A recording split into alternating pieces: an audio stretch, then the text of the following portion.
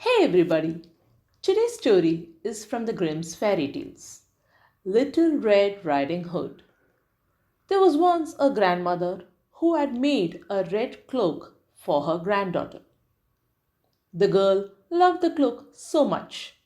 The cloak had a red hood, and the girl always wore the cloak with the hood on her head. Hence, everyone in the village called her Little Red Riding Hood. One day, Little Red's mother told her, "Take this basket with bread, jam, and cakes to your grandmother. She is not feeling well. But be very careful. Do not play in the forest or talk to the strangers on the way." Little Red Riding Hood happily took the basket for her grandmother. She had to cross the forest to reach her grandmother's cottage. While walking in the forest, a big wolf appeared before her.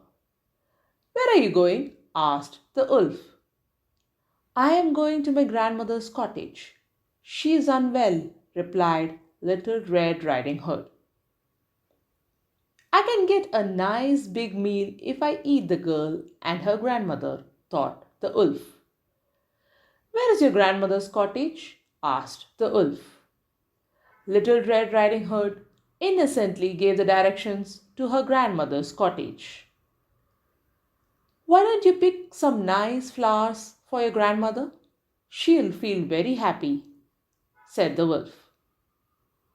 Little Red Riding Hood immediately agreed and went off in search of some flowers for her grandmother.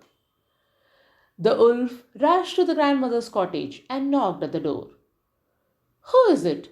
asked the grandmother. "Little Red Riding Hood, Grandma," said the wolf, changing his voice. "Come in, my dear. I have kept the door open," said the grandmother. The wolf went in and gobbled the grandmother. He then wore the grandmother's gown, cap, and glasses and lay down on the bed. When Little Red Riding Hood came to the cottage, she saw that the door was open. She entered, saying, "How are you, Grandma? Mother has sent some bread, jam, and cakes for you." "Thank you, my dear," said the wolf.